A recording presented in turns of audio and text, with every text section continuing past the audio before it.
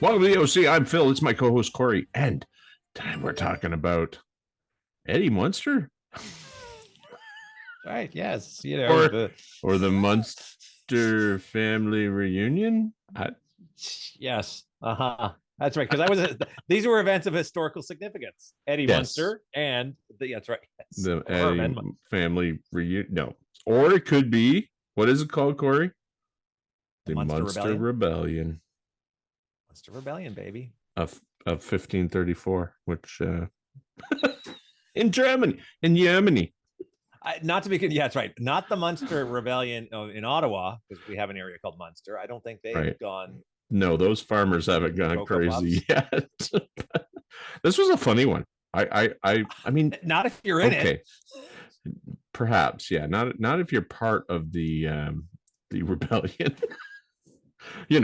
But not part of the rebellion. Right. Yeah.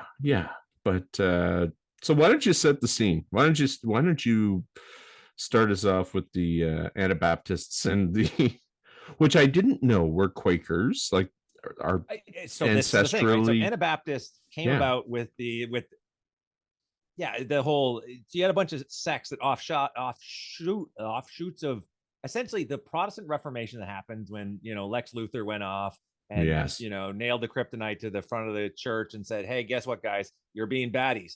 That spun off. Once he did that, apparently everyone was like, "Hey, wait a minute, we can do that. We can just go off and say, all right, F you, and we'll do whatever we want. We can do this." So they did this. Yeah. And so Anabaptists spun off out of that the Protestant Reformation and the Lutherans. So Mennonites, Quakers, what else was it? Well, then of course the Amish, right? Baptists. So the Anabaptists themselves, the key. Okay, aside from being heretical, and we're talking like, as we talked about in the previous session with Gnosticism, turns out you do stuff the Catholic Church doesn't like, or the Church didn't. I guess they didn't. They probably called themselves the Church at the point, as opposed to the Catholic Church. Right. You get burnt. Like bad things happen to you. Yeah, but they were sort of tolerated, right? Because there were so many of them. So that was one of the things I found interesting. The church was like, "Listen, don't kick up a stink. Don't try and push any envelopes here." And because they were we'll let you go. That's right, because they were sort of part of that breakaway with the Protestant Reformation, right? Because the Protestant Reformation resulted in a large chunk of what the old Coke was the Catholic Church sort of breaking up new. And Anabaptist was a section of the Protestant Reformation / Lutherans. Right. Yeah, it was crazy. How do you keep track back then? Well, and it's funny when you think about what people were dying for. One of the key tenets of Anabaptists, was the whole idea that, hey, that baptism you had as a kid doesn't count because you need a second one, right? Well, or your at least your first one should be when you have the ability to choose. When you're basically using gravity to dispose of your waste and just boom in your pants, you're not really making a lot of you're not making a lot of secular ideas about, that's right. You're not really considering wait a second, should I be a Muslim or Christian? I don't know. Let me see. You had no choice. And the Anabaptist, one of the tenets was that you had to basically go off and make your choice, which means as an adult, get baptized. And that's why they said that there was quite a few that were like, they'd have to have a second baptism because they were baptized, falsely. And apparently that is very forbidden in the church doctrine. Like, wait a second, no, you don't get to get baptized again. That makes you a heretic. We don't hand out wine twice. Yes, that's right. We don't dunk you in the water twice. Listen. Jeez, your next bath is until you die. Yeah. Brother Hamlet doesn't like to disinfect the tub more than once a month. That's right. Except when everybody gets all sick from it, right? Can you imagine all these filthy people getting dumped? I know. Well, that's why you had to use like large bodies of water that you were washing, that you were dumping all your waste into, right? Oh yeah. The River Thames. Hopefully the baptism site was upstream of that. But I don't know. We'll see. This all kicks off with and we're gonna set it 1533, and we're gonna talk about our boy Melchior Hoffman. Okay, Melchior Hoffman. Yeah, he was the first guy. He was one of the, and this is where you had the term the Melchiorites started to come from, right? This is one of the key Anabaptist players that, you know, was preaching and saying, you know, this is awesome. You guys should do this. It's really a good idea. Yeah, and so he wasn't really part of this the narrative here for the rebellion. He was actually, he wasn't part of the rebellion. He was the one who sort of really kick-started the movement, Anabaptist movement, right? And a bunch of people start, you know, again, just goes to show you. Oh this is why we can't have nice things, right? Somebody cannot. People are right. Two people are fine. Yes. Yeah, right? A few more. Shit gets crazy. So Melchior starts off Anabaptist, and one of the key things about the Anabaptist movement, and this is where you'll see things with some of the offshoots like the Amish and the Mennonites, is the peaceful aspect of it.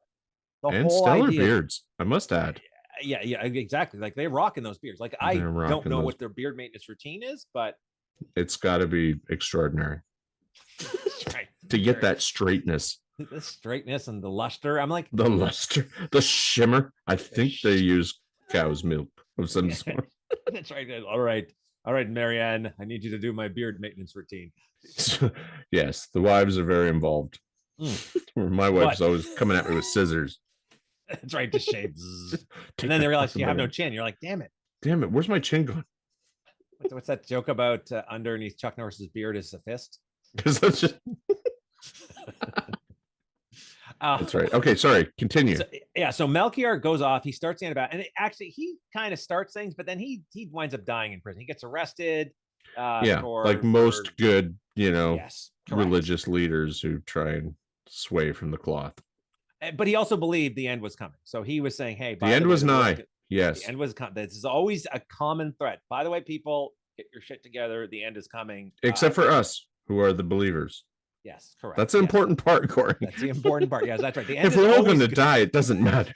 That's right. The end is always good for the believers. For the believer, yeah. You need to be a believer. So he goes off, gets in trouble. What was it? He winds up putting in jail. He won converts. He was. He allowed himself to be arrested and imprisoned, and he died in prison. So he was like talking about a martyr, right?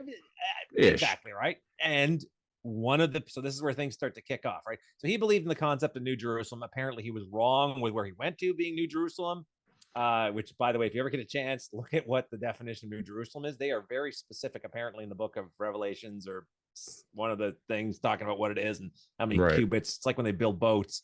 But he made a convert of this guy, Jan Mathias, which I think he's known as John Matthias. Jan Matthias. Yes, this guy has like 4 different aliases. Yeah, the dude's a wingnut, is what it is. This is where our story starts. So this is where the Munster Rebellion story starts. So how about I've walked us through. So Phil, how about over to you? What did our buddy Jan get up to in the little Munster? Well, he was a snappy dresser. That is a fact. But he was also like your legit crazy person who tried to convince other people that he was actually in direct contact with the Lord, which is always key, right? If you're going to go off, and I'm the one. Just me. I am the one. I am the one who. But so listen to me, because the Lord speaks to me in mysterious ways. Apparently, he was quite charismatic, and I mean, he didn't have the beard the other guys did, but I mean, you know, he apparently was. Yeah, and I mean, he was of course he was charismatic, and he got people to follow him, and so there became quite a following in this little town called Munster. Yeah, but yeah, so other than that, I mean, I couldn't find a lot about him other than you know, he was charming and he was crazy. Because he was fanatical, right? He was and this is the problem, right? He's fanatical. So he actually was the one who started corrupting the Anabaptist teachings of, wait a second, this whole nonviolence thing, that's not working. Turns out violence works. Hey, violence is yes, it can. It can definitely work. Generally not a long-term solution to a lot of things, but in the short term, it can be quite effective. Yeah. So he rounds up a bunch of like-minded individuals who he, you know, basically says, if you follow me, we've got to, we're going to be the last people here. God's going to just, which is going to be Munster because it's the closest place. It's just because it's where we are. So, it's here. New Jerusalem is where we are. Yeah. And then I guess well, I mean, obviously people find out about this and in the church and the who was the guy the in that area? He was like this is the ruling Franz von Waldreck, which was the expelled. He was the expelled bishop. So this is democracy in action, right? they move into Munster and say, well, you know what? Hey, there's a bunch of them. Yeah, and they take over, right? They get their buddy. They throw the mayor out, or they kill him. They put a new mayor in, Bernard Kipper Doodling or whatever. It's Bernard. Bernard. right. They get him put in. Yeah. And the unfortunate. So this is, remember how we were saying earlier about the Lutherans, right? The Lutherans, they were part of the Protestant Reformation. Lutherans are like, hey, you hate the Catholic Church. We hate the Catholic Church. Enemy, my enemy, baby. Yeah, it's my buddy. We're friends until shit goes wrong. And then all of a sudden, the Anabaptists are like, "Hey, Lutherans, time for your second baptism." They're like, "What do you mean?" Whoa! Get in the water. Get in the stinky water. And now, wait, Jesus. Wait, what? So they wind up turning on once they essentially, because the Lutherans supported the Anabaptists because they saw them as against the church for sure. However, when you're faced against a very giant opposing force, you turn sides. It's like the old story of Jesus there when they asked the Jews, is he one of yours? Nope. Oh, don't know this guy. I mean, he used to teach like carpentry or some shit like that. I think that's right. I think he's a son of God. I don't know what you're talking about. They're still living that down. They're still being opposed. Knocked over my table. Right. Built me a table. What? Yeah. So anyway, there's a couple other guys that are like his what was the disciples, like you're talking like John Leiden or whatever. Yeah. So what was his name? John Leiden. John of Leiden. He plays a huge part later on, but let's stay talking about Jan. Let's start our hero Jan. So they close off Munster.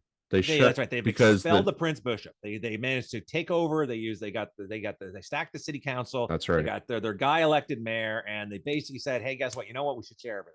Yeah, we're going to basically become a commune. Except for the top guys, who are going to get whatever the fuck they want. No, but that's because God wished. I don't know why. I got. Right. I'm not. This is the slippery slope. Square that. This is the slippery slope of cults. It's like, we're all going to share everything, but God said that me and a few of the other fellas, we pretty much get whatever we want. You okay with that? A bigger share. Yeah, we get, and the chicks. We get as many chicks as we want. Type Do idea. You have a line to God. You don't. Right. You don't. No, I do. I'm the guy. I'm the guy. So I have the hotline number. You do not. Yeah. So now he has his followers. This John Leiden guy. There's a few other, Bob the Baptist. Well, this is what I wonder. So when you think about this, Jan Matthias, Johann, whatever his name is, our buddy. Yeah. Right? Do you think that he believed it? Like, do you think? I think he did, based on what's going to happen next. This is not something somebody does opportunistically. Yeah, based on that's why back to he's crazy as a Looney Tune goose. Yeah, he's an absolute diehard. Thinks he's probably schizophrenic, right? So correct. Yeah, there's definitely he's hearing something. I have no doubt in my mind. Someone is talking to him, and he's listening, and it's not good. Managing to convince other people. Literally a town. Like, again, they expel all the Lutherans. They expel anybody. So they basically purge. They see the term purge non-believers. And I tried to find, okay, did they? How did they? Yeah, they didn't say. I figured they might have murdered them. There's a strong possibility.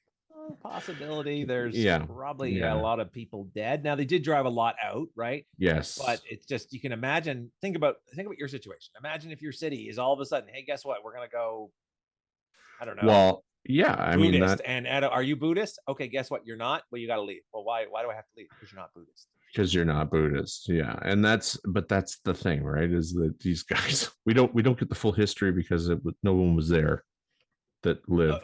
Well, what is the term polemic? I think it's polemic is the term. Where basically, the whole victors write the history books. Yes, well, always, yeah. I mean, we saw this with Gnosticism, right? Where the people who were writing about the Gnostics were not the Gnostics, and the people who are writing about the Munster Rebellion weren't these guys. It was the other people saying, "Look, they were a bunch of wackadoos." They are a bunch of wackadoos. No, exactly. Maybe this was the utopia that our buddy Johann said it was. Maybe this was Johann. Or Jan, whatever his name was, or Johann, Jan. Or hey, Jan. let's just call him Jan.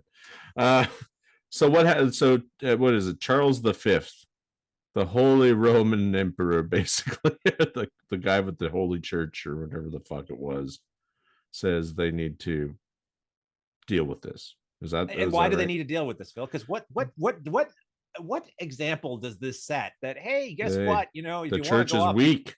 If we don't deal with this, we're weaklings. We need to show that we have the direct hotline to God, not these people. Right? It's true, right? So, and they're still dealing with the fallout of the Protestant Reformation. So the last thing you need is the Lutherans getting uppity, thinking, wait, like the Anabaptists, which were an offshoot of us, were able to get a city. Why don't what's going to happen when the big guys? So there became a lot of Anabaptists who died. Yes. Lots. So but then we go back. So he John Matthias, he's secured himself in Munster. Yep.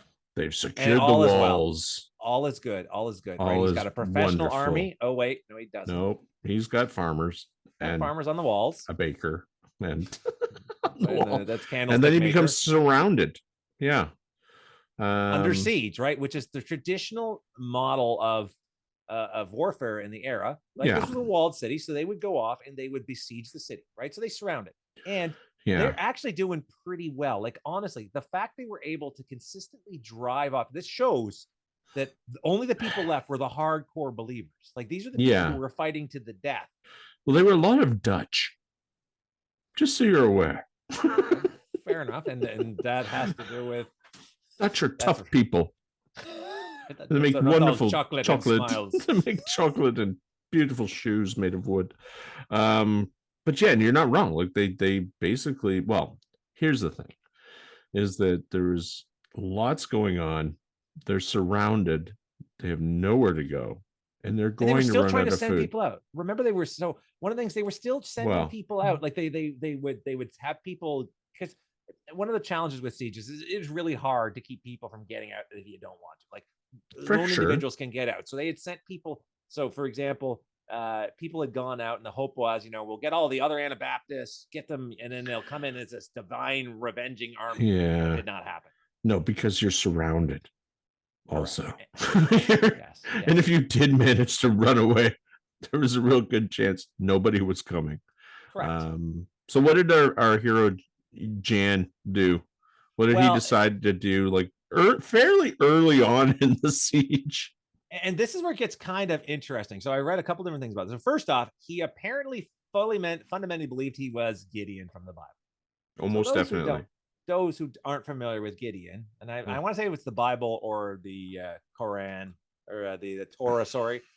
He was one of the 12 judges, and the idea was this is a guy who, after apparently tested God by saying, no, here's the fleece. Okay, God, I want dew on the fleece, but not on the ground. Okay, I want dew on the ground, but not in the fleece. Okay, go. And then I want, anyway, which you're not supposed to do, apparently. I'd learned that while researching this. You're not supposed to test God because that's bad. Yeah, don't test God. But Gideon wound up leading something like, what was it? I'll give you some numbers here. Okay. What do you So he was basically told by God saying, hey, you know what? You're going to go off and you're going to free the Israeli people from the oppressors. And you're going to lead 300 people against 32,000. Oh. Right. Which seems simple. These seem like pretty bad odds, however you slice them.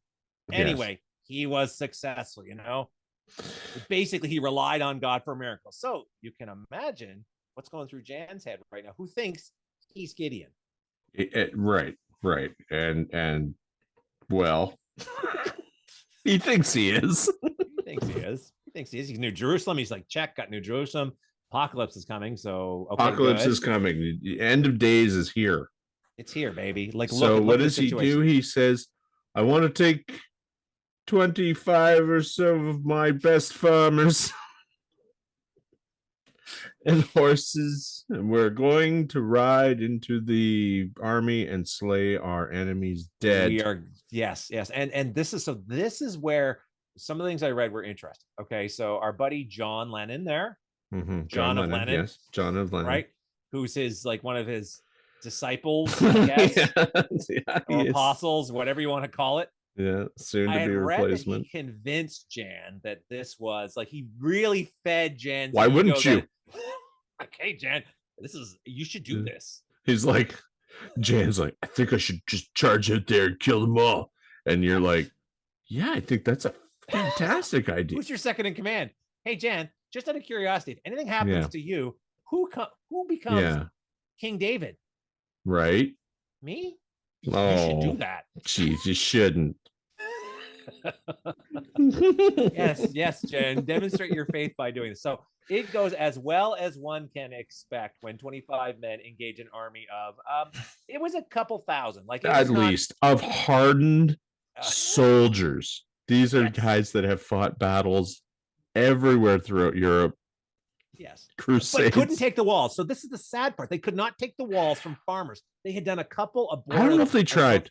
I think the fertile fields, they had food, they were chilling, they were resting. They're like, these idiots have no chance. How much do we really want to fight and destroy Munster? Because it wasn't a city, like, you know, you're going to destroy it. So but you also get the rape and pillage. So I read two different things. I'd read that example of where they're like, did they really even try? Because really think about it. If they could have burnt it to the ground. I mean, seriously. You could have burnt it to the ground. Now, mind you, if you don't sack the city, you don't get the booty, right? So if you there was no booty loot. That's the problem. There were farmers. But it was still a walled city, so you know, you might not fully know. But I read two accounts of this. One where basically they just besieged it and said, okay, you know, come on out. The other one where they had launched at least two abortive attempts, and it was so poorly coordinated. So they talk about the farmers on the walls, right? Like, you know, oh, look, they managed to do this heroic defense. Yeah, but it turns out like you had a bunch of drunk, hungover, drunk soldiers who heard horns, start running at the city to attack because they want to be the first one in to get the good stuff. Like you said, that there's probably not a lot of good stuff in the city at this point.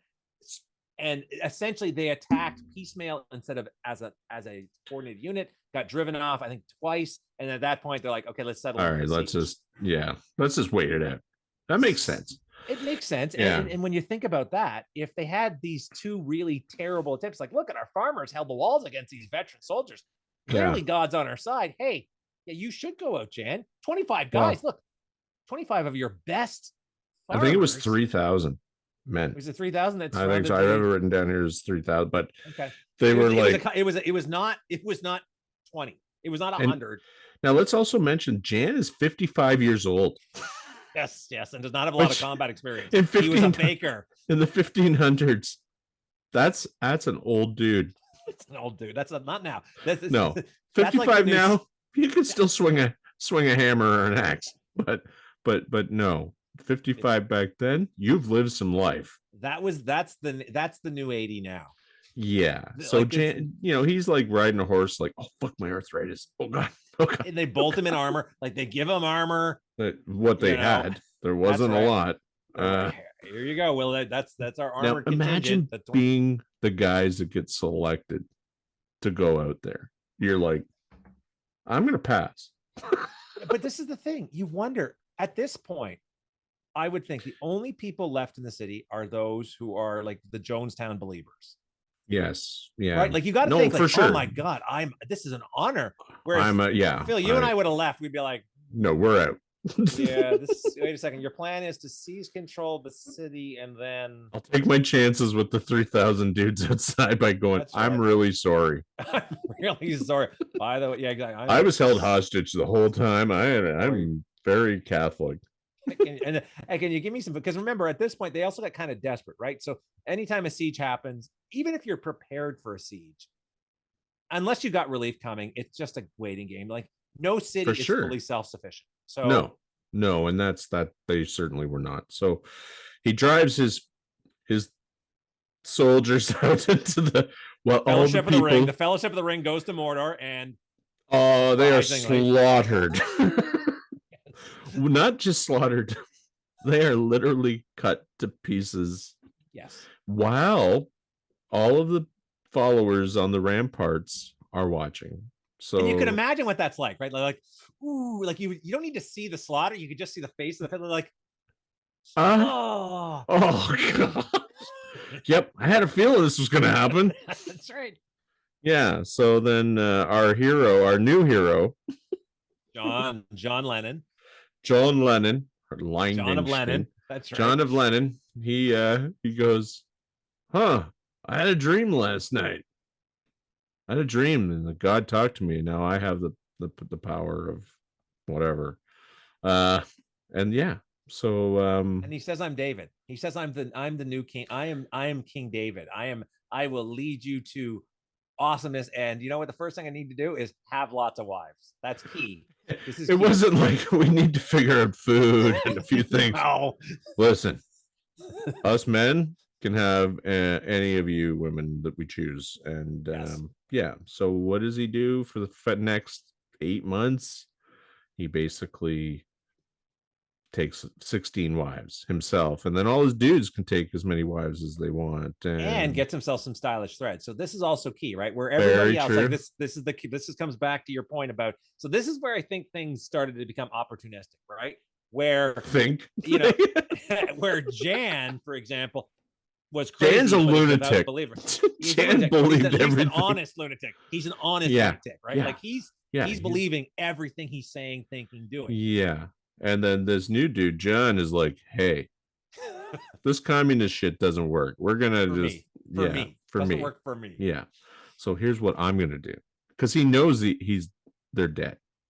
I mean, if he's a rational person, he knows that the next however long they're living off of a thread of like patience based on the siege that's sitting outside. So he's like, yeah, I'm just going to have a lot of sex. I'm going to eat whatever food. So they start to eat each other too, because food starts to get, there's talks of cannibalism. So this is the thing, right? So back to the poll. I want to say starving. They're starving. So when you get really desperate, I mean, pets disappear. Now here's what surprised me, that nobody went, okay, we're going to end this now and come out and surrender. You know, that to me was a little shocking, because things got so bad, right? Which because they often do, right? So this is the thing. Not surprisingly, you're in a siege. Even if you were prepared, you can't last forever. The whole idea of the siege mentality is that you're able to break out and crush your enemy, which, by the way, rarely happens. Otherwise, you wouldn't need to go off. And now hide. Sometimes things will happen where, for example, siege camps will, weather, dysentery, like you'll have disease and weather, just or like winter comes, like wait for winter. We're waiting. Yes. They can't hold off. They're not going to. They can't feed their 3,000 men. Great. But this was not the case in Germany. They had plenty of fertile fields and farms, and they were well fed and all that good stuff. Well, and you do the whole idea of there's nobody coming to help you. There's nobody coming. Yeah. And this guy, John, he was, the men and women, like, he was very charismatic as well, right? Like he was very charming. So, but I mean, charm only takes you so far, right? Like you would think, like if somebody's saying, oh yeah, we're 8 months into this and we're all starving to death. It's like, we just have to hold together a little longer as I'm eating as I'm getting fatter. As I've got my wives and my old my harem around. That he's look at you all. You all need to. And they weren't all willing. That's the other downside, was that there was a lot of raping and pillaging inside because they knew it was the fucking end. Like they're just doing whatever gross shit they wanted to do before like it's coming. So speaking of gross, one thing we missed, and I don't know if you read this. Did you hear what the besieging army did with the remains of our buddy Jan after they murdered him in the something about a scrotum and to the door? Yeah, which seems awfully specific. That very specific. We're gonna nail your genitals to the gates of your cat. You're just that. Yeah, just because you got to remember it's a different time. It's a different time. They operate, we can't judge them by our ethics now. We have to judge them by their own moral standards. Yeah, they're like, what do you value on your body most? Well, that's a part that I would prefer not to be removed and stapled to a door. That's right. But here we are. So just put my head on a pike. No. So they, after the 16 wives, after all of that, what happens? Well, okay, so he's doing extra. So here's the thing: John of Lennon or Leiden or whatever. Let's just call him John. John. His prophecies are getting more and more extreme and out there, right? Like he is starting to spin tales, and this is how he makes his charisma. He tries to keep people motivated. Well, yes. Guess what? Backfires. This ends exactly as you would figure how over there. Poorly. They die. All of them die. Yes. I don't. I'm not sure if they. I don't know. I didn't read what happens to the women and children that were there, but certainly all of the men died. Well, so this is it. Once you start, and then what happened to their bodies? Did you read about that? Oh, you're talking the bodies of are you talking the bodies of the people who, like the John of Leiden and that, and his main cronies? Do you know where they went? They got to hang up by that church they like. That's right. They fucking put them in cages. They're fucked up bodies, they're dead bodies, and they just stayed there for the birds to fucking so what it has so in the city there had been, I read there had been like one sort of quasi rebellion inside the city that didn't go well. The siege, they siege this, they break into the city, I mean the farmers, starving farmers on walls. The farmers are... And you can imagine what that works like. That does not end well for anybody. They managed to capture our buddy John Lennon and his Bernard Knipperdoodling, and who's the other person they get? I can't remember. Where was it? They agreed to so they let's see, John, Bernard Knipperdoodling, and another Bernard Ketchling. That's right. There were two Bernards. Bernard. There's two buddies, Bernard, because you really like the name Bernard. So he had his two Bernard. Now, John, you can understand. Bernard Knipperdoodling was the mayor, so you can kind of understand that. I have no idea. I couldn't find out why the other Bernard was drawn in. I guess he was high up. He must have been robes. Yeah, probably. The better dressed. You're like, give me the peasant's clothing. That's right. Now, Phil, so it was a quick execution, right? They got them. They said, "Hey, you're going to this," and they just quickly. I don't know. No, this was a long, labored, tortured session, with as tongs. Per orders. What's that? Yes, with tongs, hot tongs, and not. No. Not you can only imagine how creative they got with this fella, because a lot of these soldiers were probably like, "I have better shit to do than sit outside this god awful fucking place. And I've got dysentery. I've been in a camp. Yeah. I've been pooping in a bucket right now. Okay. I've had diarrhea for 9 months. Exactly. So, and so angry. And let's not forget, our Prince Bishop, he's like, okay, all right. Yeah. Loser. Yeah. Loser. We're going to make an example. We're going to make an example. Oh, we're going to make an example of you. Yeah. So, and that's how it ends. And I don't mean to make it sound funny, but fuck, it is so funny, because really think about it. Like, they didn't have a snowball's chance in hell. What they should have done is went, whoa, this guy is like held his, after Jan died. Yeah. And like, we're coming out. This dude was crazy. Yeah, those people kept us captive. Lied. Now lie better. Now, they still probably would have gone poorly for them, because they would have all been heretics at this point, right? So this, and they would like take your chances, man. Starving to death over a quick ending, or maybe getting some sort of agreement, right? Like the whole conditional surrender, right? Like because at this point the Anabaptists were still kind of like at the beginning anyway, they were still kind of like, okay, we don't want to rock the boat too much with all of these people. Maybe the Lutherans will come to their aid. Maybe nobody came. So, and this was kind of the apex of the Anabaptists. After this point, the militant Anabaptism, and again, I say militant because, like we talked about, earlier, the Amish, the Mennonites, they were not the militant, and they continued. Yeah, like they continued. Right. They continued on to this day. We have them living just south of me. Furniture, beautiful furniture, beautiful stuff. Healthy community that don't do anything other than eat fresh food. But anyway, that's a whole other story. Sum it up, Corey. Okay, 1533. Rebellion happened in the small little hamlet of Munster, led by our buddy Jan Matthews, who was inspired by Melchior Hoffman, who was an Anabaptist. It did not end well for them. After a transfer of power, after a let's go to Mount Doom and throw in the One Ring, did not go well. John of Leyden took over and had a sex party for basically 8 months. Completely Jonestown, and except nobody died by their own hands. It was that's right. By the siege people. That's right. They died of natural causes. Being stabbed in the chest by a sword naturally ends your life. The ringleaders, John and his two Bernards, got tortured to death, and then were hung in cages, which are still to this day still there in Munster, still there, and by chains, just so you can see as a reminder. Don't be an idiot. Stay in school. Stay in school. Well, what are we doing next time? Okay. What do you want to do? I like this one. I thought this one was really good. I don't know. This was probably one of my favorite ones we've done this year because it's so crazy. It was so interesting. And if you guys out there, anyone's listening, read up on this shit because we didn't do it justice at all. Because there's so much.